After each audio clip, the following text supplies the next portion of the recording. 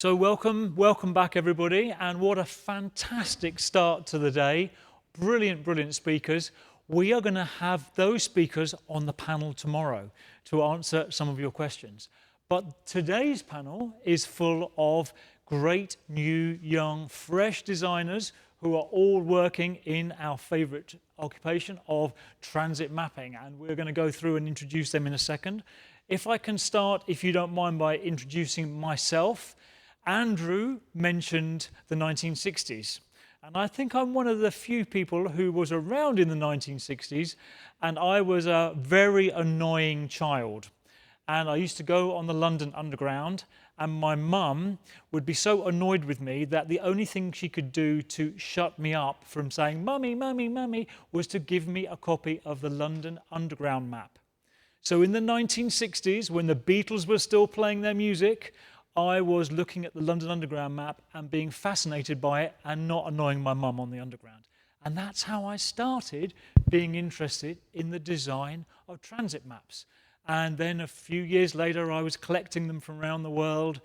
Barcelona was in my early collection, Paris was in my early collection, and I was lucky enough to get one from New York. And then finally, I brought those together in a book, which I published in 2003 as Metro Maps of the World. Later, it became Transit Maps of the World. And I have a little present for you here. This was produced in 2003. It's like a map of the world, like on the front of Transit Maps of the World, with all of the cities that have metros, and it looks a bit like an underground map. So if someone could come to the front, and you can all have one of these. This is from 20 years ago. So it's a relic, a souvenir of the past. And please, I hope they all go round. And if there's not enough to go round, do come and ask me and I'll post you one. So a little souvenir from the first book. But now we're going to introduce the real important people, the people who are currently designing transit maps. So to begin with, let's start with Samuel over there. Sam became a design apprentice in 2012, although he does confess to have had no background in the field, apparently. But you went straight into design, and here you are today. In your spare time, you designed a map of the Singapore transit system, and it was so impressed the transit operator that they took you on board to do more work for them, I believe. Is this right? You'll tell us all about this. Yeah, okay. Quick background. Please. So, yes, I did start a design apprenticeship, and then that was there that I realized I need to go to design school. So I went to design school. I graduated with a thesis on the wayfinding system of Singapore, and that's what got me the job. Yeah. Now, very important, he's designed maps for Qatar Rail and for the tram system, and recently started his own design studio, I believe. So we'll hear a bit more about that. Please give a warm welcome to Samuel Lim, by the way. Adrian describes himself as an avid public transport user, designer, and planner. A perfect panelist for us then. He's also worked on a national cycling plan in Indonesia, and he studied urban planning, I believe, in Holland. And he's currently a wayfinding design advisor at PT Kereta API Indonesia, also known as KAI. Bit easier. Direct from Jakarta. Put your hands together for Adrian Yasin Sulaeman. Ilya is a web and app designer. He's got many interests, ranging from typography to user interfaces, but his stunning contribution to our field is the book that I wish I had written. It's called Designing Transit Maps. He will tell you all about it, I'm sure. It is the most detailed study of the subject ever made, in my opinion, and the man is a complete hard-working hero. Please welcome, all the way from Chelyabinsk in Russia, Ilya Birman. Thank you. And Martí has been a designer most of his working life. He's worked on projects from exhibition stands to public transport, and he's recently worked with our very own Jukerovic to redesign the regional map of Barcelona. It's led to great cleanliness and simplification, and it's one of Europe's best and most intensive transit systems, and he's justifiably proud of his new map. Please welcome from Barcelona, Martí Ruiz. Thank you. Now, I read a great quote that a map is like a landscape painting. Just as the artist conveys the image through paint. So our cartographer represents the landscape scientifically on a map. Isn't that lovely? We are really artists as well as everything else. Now, today we heard Jörg and Richard and Andrew and, of course, Yo, and we want to get straight in with our panel and ask them what was inspirational about what they heard this morning. So anyone first, please dig in. What do our panelists think about what they heard this morning?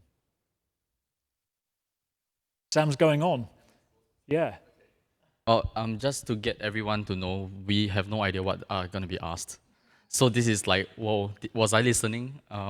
Yes, I'm very inspired by how everyone this morning shared with us very deep insights on what they have done in their respective fields. So it could be architecture, it could be what Yo has done for design, and maps for you.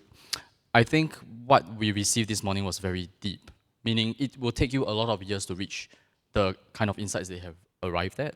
So that was a privilege for us to be able to just get it for free, right? To just listen to what they have learned. So, and it also confirmed a lot of assumptions that I have had on my own. So that was very validating. It felt really good, like to feel like, oh wow, an expert actually said the same thing as I thought, and it confirmed my thoughts. So that was really nice. Yeah. Yeah.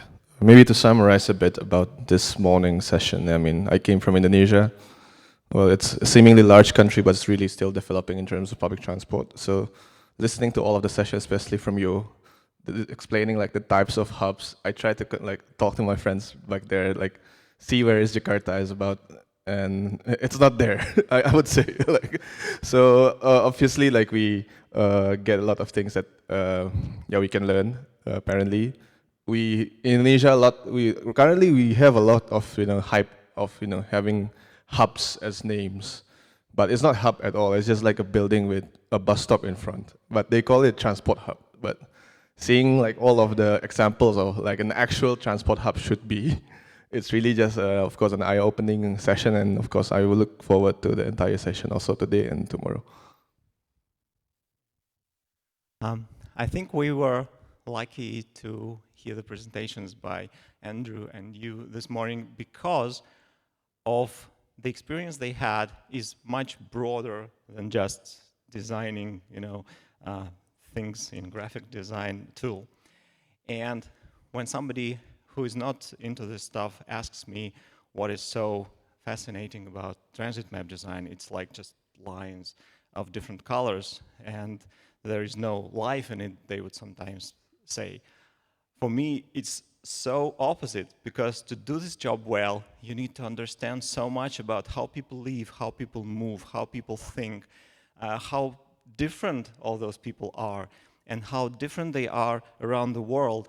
And when you listen to all these presentations and see all these examples, which are very diverse, it again reminds you why this job is so much fun, and it lets you see the world from a very different perspectives, and there's almost much more to learn than you have already learned. So I was just inspired by a lot of examples that I haven't seen before and that I will have a chance to learn from in the future. So that was, I think, the most inspiring thing so far. Well, my family and friends also think that I'm just drawing lines and using colors. So, but at last, yeah, we move millions of people, and our artworks or our maps at last help people to find a way.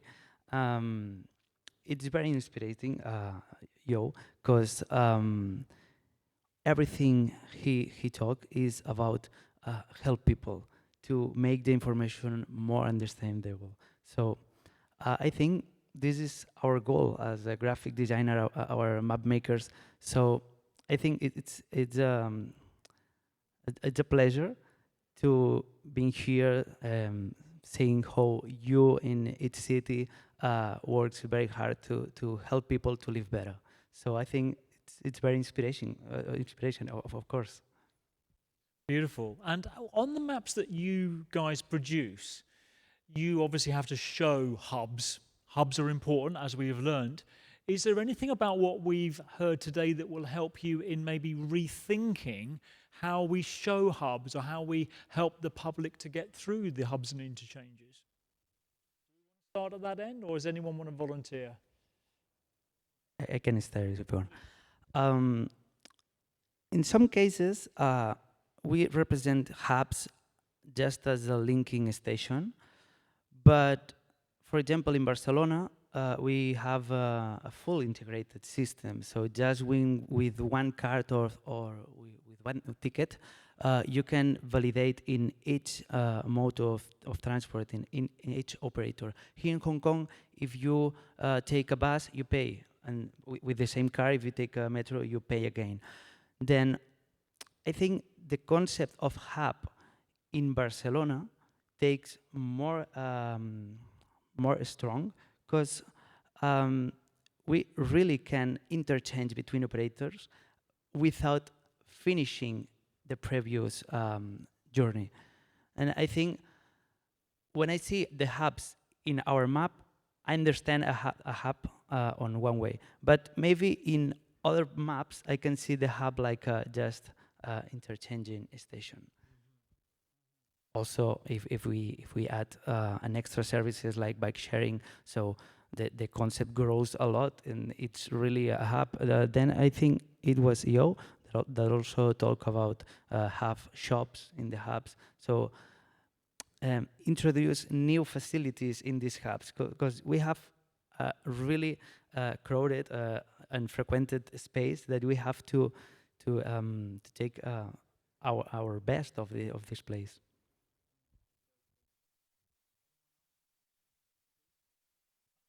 Sorry. I think in Singapore, our context of hub is very different, which I will cover tomorrow.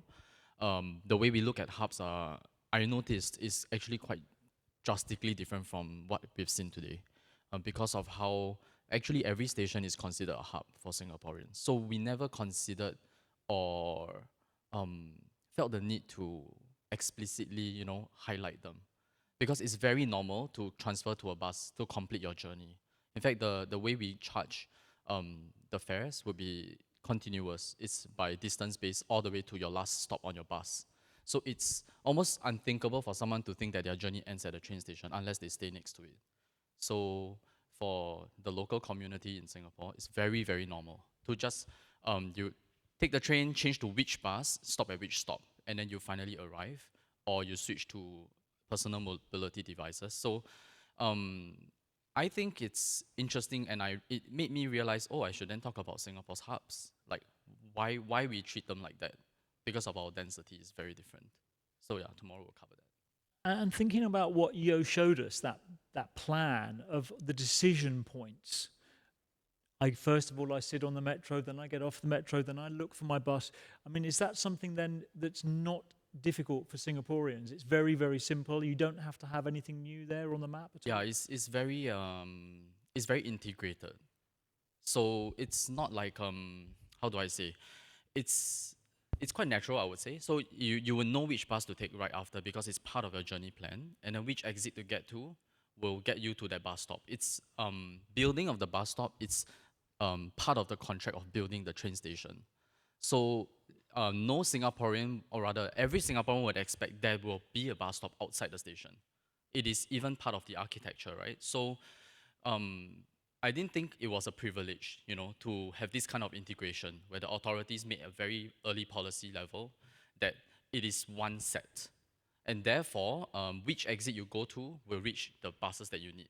It's very simple. Or in a bigger context, which I will also cover tomorrow, we have bus interchanges, which is like, let's say 20 buses. It will no longer be a stop by the roadside, it will be a building by itself. Then that's a different way of telling people, like, all the buses are there. So that's how we treat buses.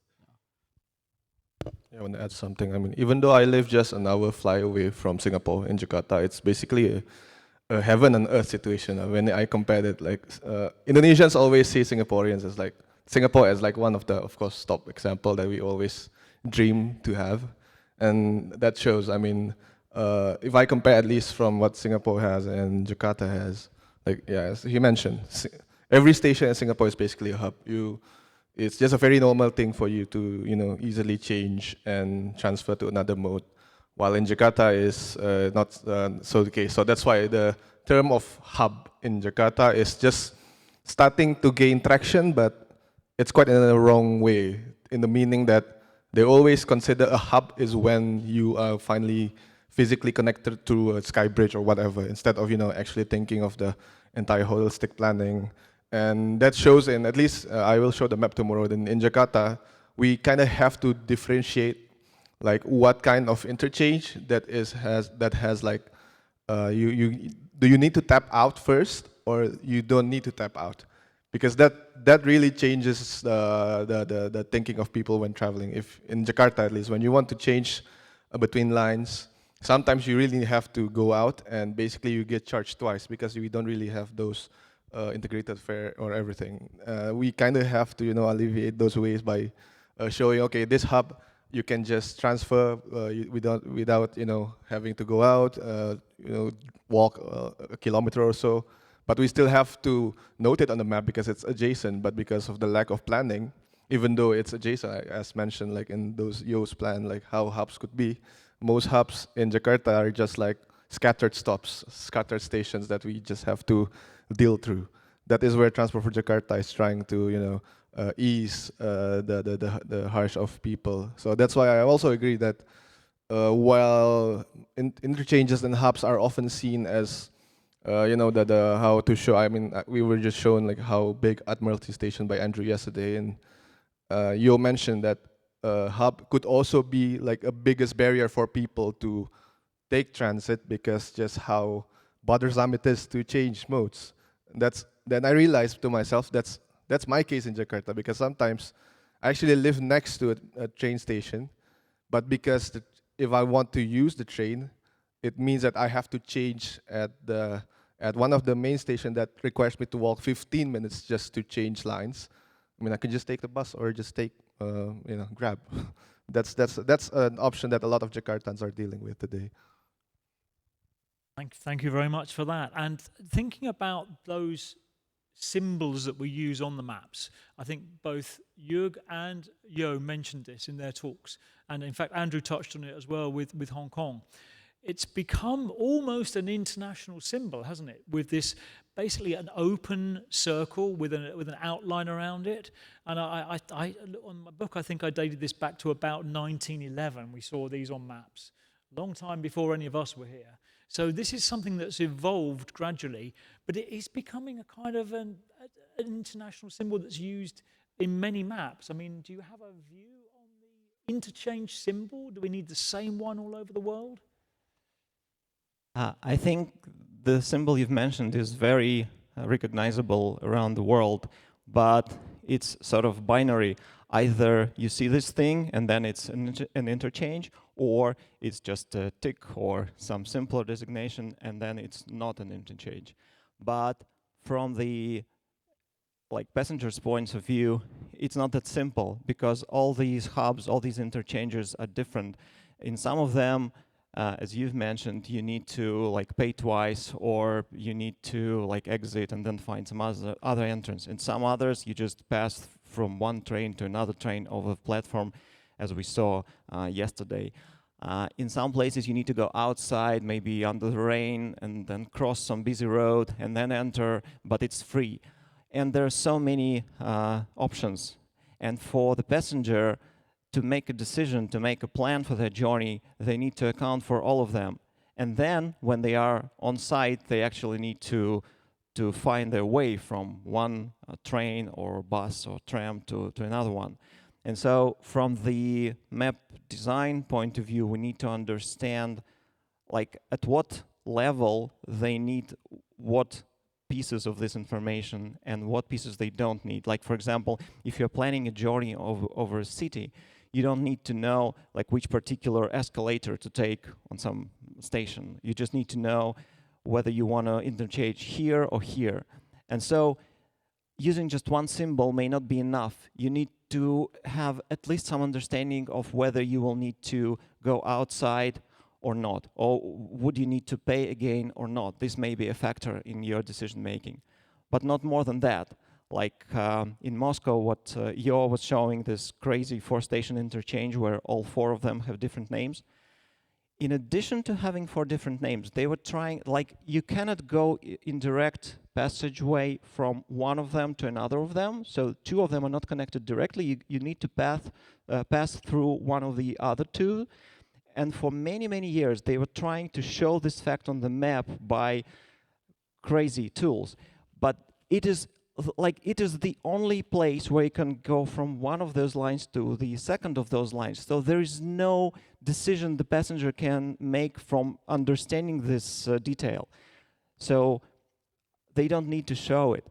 But when you arrive at the station, of course, they need to show you how to get to that line. So I think what I think we need to start doing is that maps of these complex stations, of these hubs, are also something that we need to begin to do on a regular basis, and maybe come up with some design language for them that will be more universally understood, maybe in 10 years or in 20 years. But we need to start this as a universal type of map also.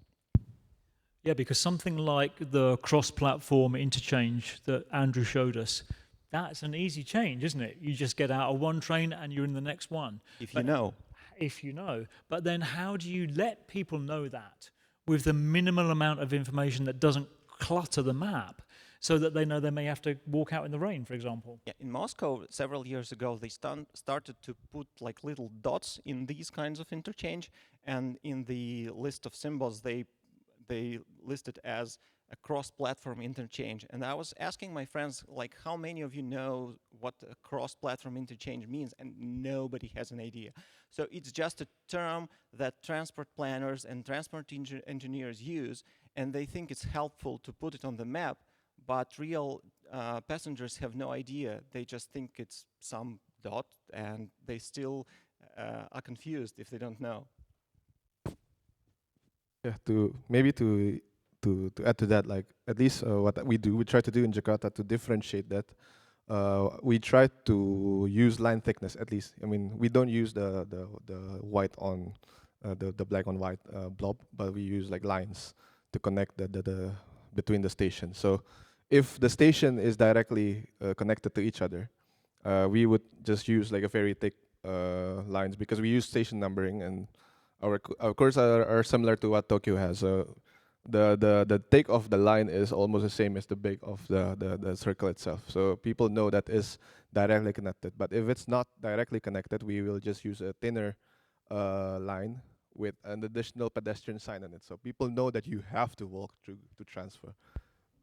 We added to in our last map. We have some closed or nearby stations that maybe in the previous versions we used to put that's a hub, and now we improve it a bit and we say, okay, it's an external light link.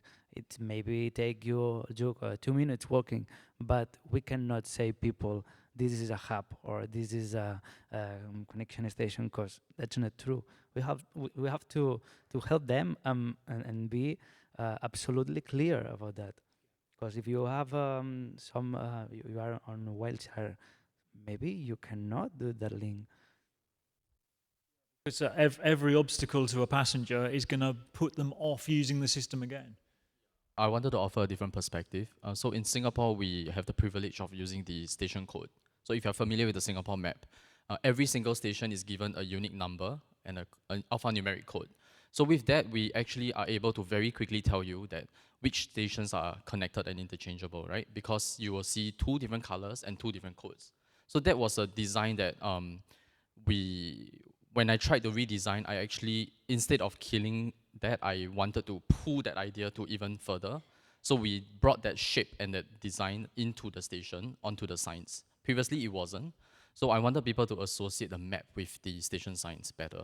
So now that station code is also the line code, so that you can continuously follow this shape along the station. But we do have a very weird situation, because Singapore is a very simple system. I always tell people we have a very simple system, until one day we have a paid transfer, tap out to pay transfer, and then the country freaked out because it's so out of the world. But everyone here is like, yeah, we have that because of constraints, right? So finally, we met a constraint like that. So we took the opportunity to create a new symbol, which is completely different from everything else. So everyone knew interchange means something is stuck together, but we had this opportunity to split them with a line to, to show that it's something different. And like Ilya, you said, the term that we use in engineering and back behind the scenes has to be translated. So we literally say tap out to transfer. Like it has to be very basic. So that was an interesting thing. And then another one was also that it was not designed to be an interchange. It's the same line, but we have this line that crosses itself. It comes back to itself. So these two stations are actually very nearby, but it was never designed for an interchange. But because we had this tap out to transfer, we had the opportunity to update policy level in terms of payment. So with that, we actually made a general rule. Like if you tap out and you can run to another train station within 15 minutes and tap in, it will still be considered one journey. So we did a test, and actually that two stations is now considered a free interchange. But it was by popular demand, meaning people started to ask, why can I not do that as an interchange? And then it became an interchange. So people formed a hub by themselves. And I found that very fascinating. Absolutely fascinating. And you talked about this a minute ago as well, that almost at some stations now, every station is a hub, because people don't just live next door to the metro station, they actually have to get there, and they're using bikes on the micro and the macro that Yo talked about. Should we now be thinking really of every station as a hub, because people have to make that last little bit of a journey? And also because of something Sam said there, the payment method is now becoming so streamlined for some people who use handheld devices that they don't care whether it's a tram or a metro or an overground or an underground or a bus. They just want to go from their place to their place, and they just want the smoothest journey. And I wonder, is this going to have an impact on how we help them to map their journeys? Be people being mode blind, if you like. That's actually a very tough and interesting question. I mean, for starters, just to see like in the mindset of Indonesians, like right now, the options are usually two Indonesians. If you want to use transit, of course you use like apps to guide you, right? And with that already, that's actually halving the job. You know, with that right now, you can actually travel. Like for me, for instance, going to Hong Kong without no knowledge whatsoever about the transit system and whatsoever, I can go from my place to this place by have within a click. That's actually in a lot of ways solves like the problems of hubs. I mean, that's mentioned again with you, like there we finally have like a technology to help us, but then we realize that something that has been actually solved, which is within the hubs itself. Like I mean, how basically every station, as mentioned by Sam, is going to be a hub. Even in Indonesia, the smallest station are now actually a hub because everyone goes there to do some activities, and now is actually a center of development in urban terms. And seeing that, of course, we start to have to think like, what kind of, what kind of, what should hub then be? Should hub be actually limited to some extent, or hub can be anything? Because that's the issue we have in Indonesia, at least. Like hub is always considered exclusively for intermodal transfers, instead of like as Sam mentioned, that everything is a hub. So that's I think should be a matter of a discussion. What kind of hubs that we actually thinking. Yeah. I mean, on the mode blind, it's quite a revolutionary idea, and I don't think I can accept it right now as a user myself. But I will tell you about Singapore, which is quite interesting. We notice in the demographics, so the senior citizens in Singapore, the elderlies, they tend to favor buses because no matter how many times they need to transfer, there's the least amount of walking required, and they will get them from point to point. But for the younger generation, it's like, I just want to get there fast, so they will always choose the metro. So that's something that we noticed. But what we did policy-wise, which I'm going to get to, is we realized that we cannot see the two as separate. It has to be one complete journey. Start from bus, metro, end with bus. So to answer your question, I think it takes much more than architecture design, right? It's policy level, like payment modes across operators, across types. It's a very tricky problem that a lot of cities are still trying to solve. So while the idea is, you may say Singapore is like, oh, it has reached ideal state, but I think it took a lot of work. to iron out a lot of the details and lessons from other cities as well. So, yeah, I would say it would be ideal if we can reach that for many, many cities. But personally, for example, if I come to Hong Kong, when I'm here, my default was metro because that's the one that I'm most comfortable with. If I'm lost, I'm still in a space that I can navigate. Yeah, but I wouldn't even think of taking the public buses here, which is very strange for me to say. The more we listen to the experience of many years of designers and we think about the production of the maps and the linking with the wayfinding, this has become, and I know Matthew's going to speak about this tomorrow, this has become so much of the brand of the transit organization. So the wayfinding, the typography, the way the maps look, everything has got to be brought together. How can we as a map makers work better with people who are working in wayfinding and all the other parts of the metro system to make the smoothest operation, do you think? As a person, we're currently also working with a public transport operator. At least in Indonesia, it's so weird to see that the mindset hasn't actually even reached that. They didn't realize how design and maps and signages are actually the frontliner of the surface, which I actually mentioned tomorrow. Like, there is like disparity between what we're thinking as a brand design, a graphic design, and wayfinding design. Because while graphic design, you had the capacity and the freedom to basically design things. Like for wayfinding and signages, yes, of course you have those freedom as well, but it has to be very utilitarian in a lot of ways that everyone has to understand what you're trying to convey. I mean, for difference like graphic designs, I mean, some people might understand things, but some people don't. But wayfinding, you of course, if you want people to understand what you're offering in the surface, of course you have to make that design as clear as possible for everyone. And that is the challenge that we're facing in Indonesia right now, because not many people actually realize that the importance of maps, which I'm trying to push for them. Only after I try to redesign the entire wayfinding and maps, at least in the Indonesian railways, they started to realize, of course, that's going to be the first thing everyone's going to see when they come to a station. When you go to the station entrance, you of course notice that the signages are basically your first frontliners, to which they finally started to realize of the importance of it. So that's why I think it's it's something that we really need to push for, at least in Indonesians' point of view.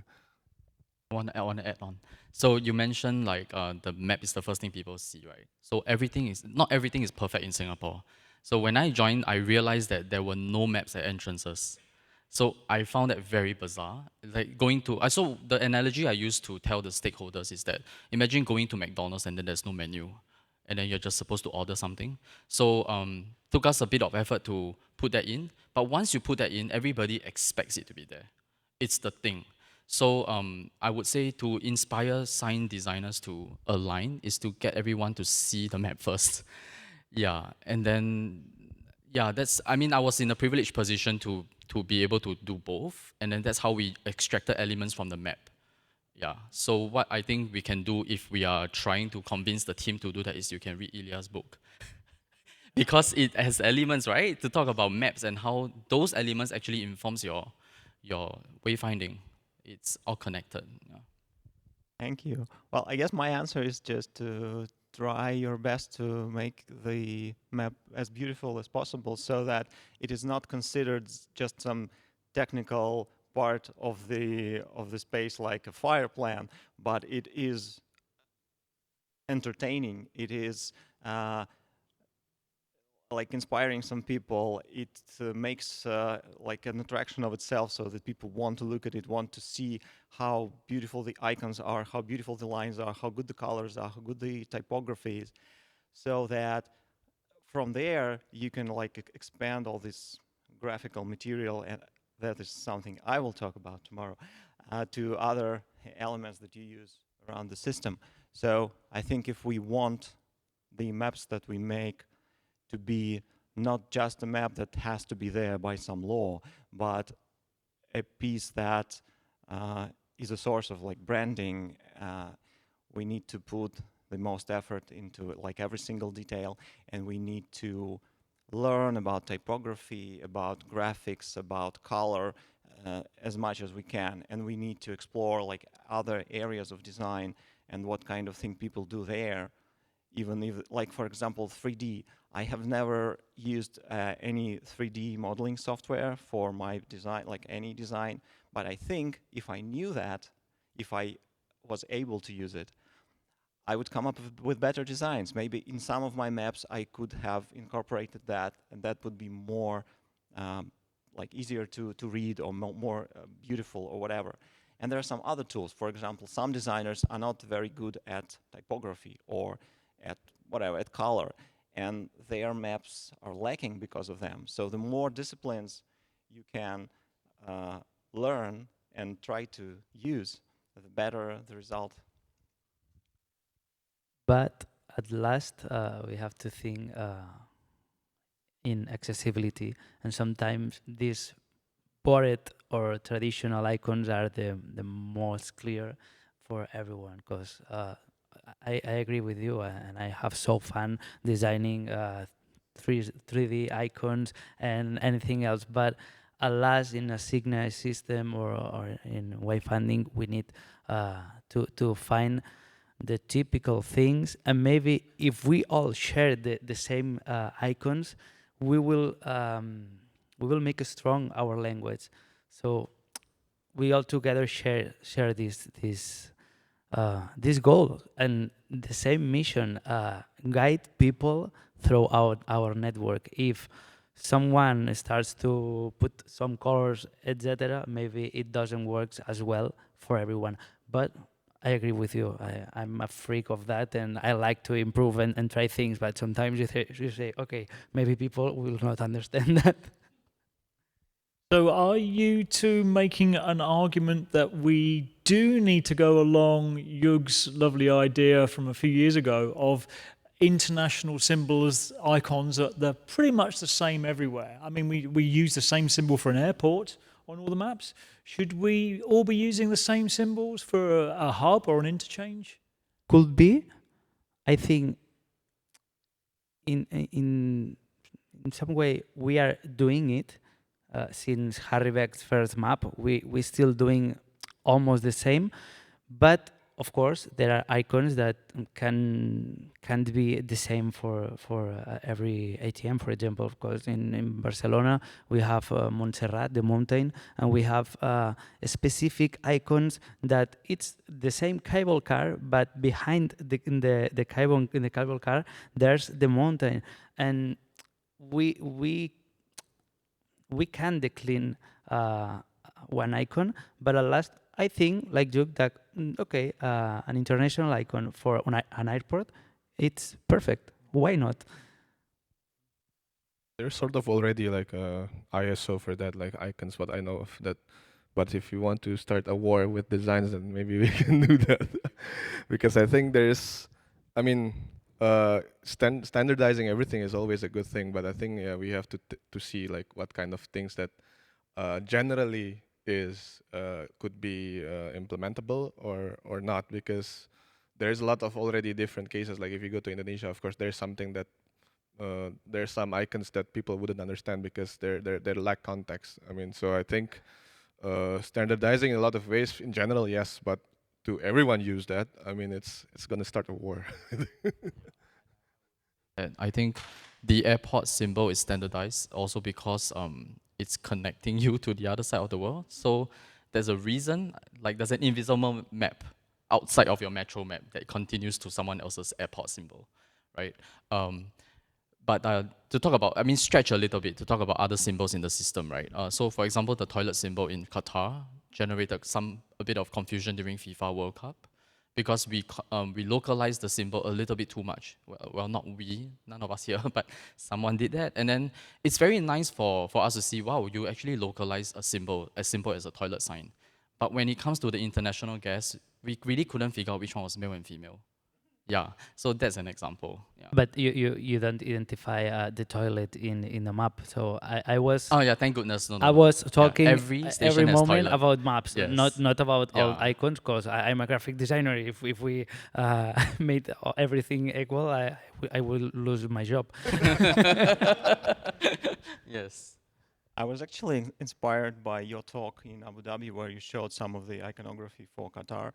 I think it was Qatar, where like people were wearing national clothes, even on the like simplified graphics, and I like that a lot.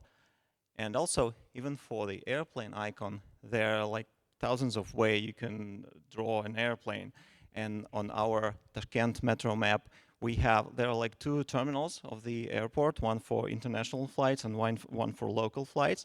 And we actually drew separate icons. The international airplane is like a large turbojet engine, and for the local flights, it's like a smaller plane with this fins, whatever is the word, like, propeller, yeah, I forgot the word. So they are both airplanes, they're easy to recognize, but it was a little bit of fun to make them different, and it made sense in the context, so why not?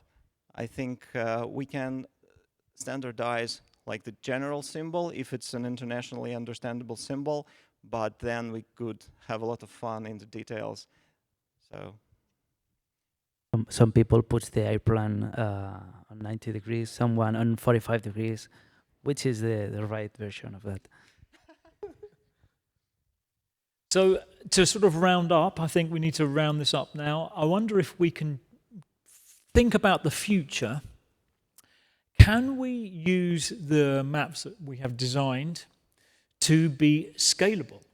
So you use a handheld device or a computer to look at the beautiful designs that you guys have done and that you people are making, and then you can zoom in and get more and more and more detail. And there is one or two maps like this, isn't there? There's the Kick map from New York, where you have a diagram, a schematic, and you zoom in, and then you get more connections and buses, and then you see the streets and the individual buildings, and you can zoom right back out again and get the beautifully designed schematic map. Do you think that this is a way forward for designers to be able to work with the scalability of maps?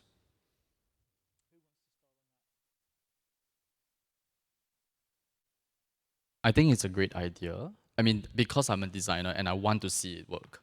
Like, it's a very fun thing to know that I can zoom into a schematic map, right?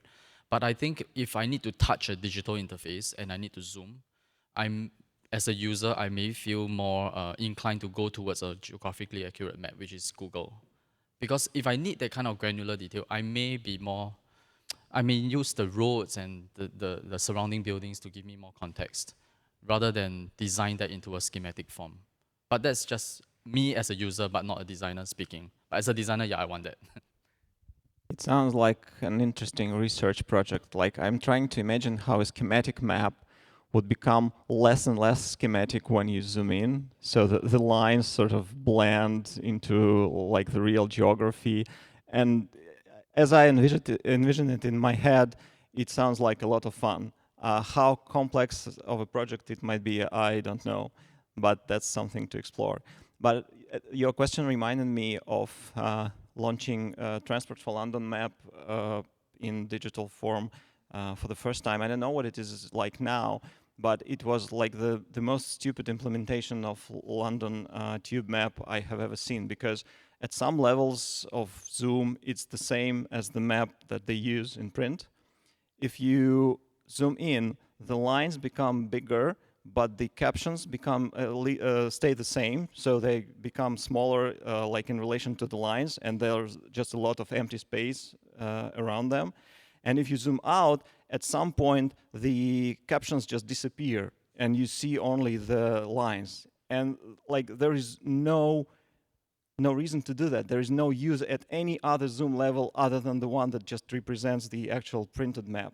So maybe they fixed it, I don't know, but for me it was like, how, like, if they just let me zoom in and out the actual printed map as like a PDF, it would be even like better than this, and somebody had to spend time programming this.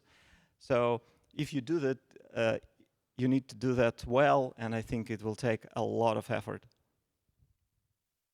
Or maybe you can zoom in and then introduce new lines like bus lines, but not change the schematic map because you lose your reference of so when you take a look on zoom out of the whole map, okay, you take a quick reference about what you will find. Then if you zoom in, don't change the schematic for cartographic, but maybe you can add some extra lines about buses, or maybe tourist points, like, okay, if I zoom in Passeig de Gràcia, it will appear La Pedrera, but or Sagrada Familia. But I don't know. Hope someone tries, and let's talk about that. I'm thinking. Oh, sorry. No, I was just thinking from the user interface point of view, that may be a very natural way to look into details. So even if the map itself doesn't morph into like a local map, if you zoom into a station symbol and it gives you some UI to like look into connections or like other station features, it may be more approachable than if you have to pick the station from a list or maybe like double tap or whatever. So we can just use this zoom gesture to help them learn about the station. I'm just waiting for that idea to be rolled out because I'm just curious. But we tried to, at least what our experience in Jakarta, we tried to create like also like a citywide map, which has a lot around 250 routes that goes through the alleyways and everything. I mean, it's quite actually sensible to have, for me at least, the combination of the schematic map that we have in general, like the big, idea of the city, and just a very detailed map of the area itself. But what we're trying to do in Jakarta, at least, it's just very simple. Like when you click the area of where you want it, the pages show changes into the geographic map of the area, but a more detailed of the route. But that's at least the simplest form what I can think of about that question, actually. Fantastic. Now, I think we're going to have to wind up, aren't we? Because we've overrun a little bit and we've done our 40 minutes. But if not, we can carry on. What does the boss say? Go one more. Okay. Well, here's my last one then. Do you think if we're having this meeting in, say, 10 years' time, there will still be any paper maps available? Oh, yes, absolutely. I think, I think going to reach your phone is one of the worst things that you have to do when you're traveling. I mean, I love doing something with my phone, but not when I'm trying to figure out where to go. Like if I'm on a train waiting to get off in 3 stops, sure, I will be happy to read some emails or to play some games or watch something, whatever. But when I'm alighting and I need to find the next train or the next bus, I don't want to touch my phone, especially if I'm having luggage with me. So I want all the information I need clearly put on the walls, on the signs, on the floor, like on the screens, whatever they may be. So printed maps, printed like physical signage, I think is going to be more, not less. For you guys, having printed maps I think it's a very normal thing, right? In Indonesia, it's like the fight is backwards because the lack of maps and signages from decades, having like actual maps is just a very new thing for us in Jakarta, which means having printed maps is something new even from Jakarta. So that's actually the fight that we're doing in Jakarta, to actually push the government to print maps, like printed maps, and actually distribute it like any normal system would do. Because the funny thing is about having all the paperless movement and everything. We tried to actually ask our bus operator to do this, and they always say, yeah, it wasted. We're going green by having digital because it's paperless and everything. But they didn't realize how not inclusive it is to push that digitalization forward, because not everyone is having the access to phones. That's at least the Indonesian context. That's why like wherever, even when my boss say like do digitalization, I was like, oh, come on, man, just keep the paper first, then have the digitalization as like an add up or anything, because as maps will always be there at the stations, and having digitalization is for us is just like a addition. That's Another good example is someone invents ebook, and every day people still reading in paper. Why? Because we love paper. Yeah, a map in a station helps you to understand all the network. In a screen, you just see one part, or just to get from A to C, changing on B. We need to see all the system. We need this in our life. So I think for sure in 10 years, paper or printed maps will be in the stations, and it will be amazing, better than now. So for Singapore, we have printed maps, but they are kind of secret. So if you know the code word to ask the station staff, they will give it to you, which I found very funny. And then meanwhile in Qatar, it's like the most important thing. The map is out of stock. Quickly reprint it. Someone is so dedicated to print the new version of the map. And it's always out. People always take it. So I found it very fascinating how maps printed are still so important to some of us. And I like to think that it will still be. Because I really firmly believe that digital everything is not the solution. Even digital screens in the station may not be the solution. But I really don't know. Like maybe by the time our generation retire, the next generation may not feel very strongly about paper. I don't know. But for us, I like to say that we love the paper, right? Yeah. So I think that the collective opinion of the panel here is that we will still have paper maps. Thank goodness. There's still jobs for us all. Please, please, please do thank our panelists, Samuel Lin, Ilya Birman, Adrian, Yasin, Sulaeman, and Martí Ruiz. Thank you very much.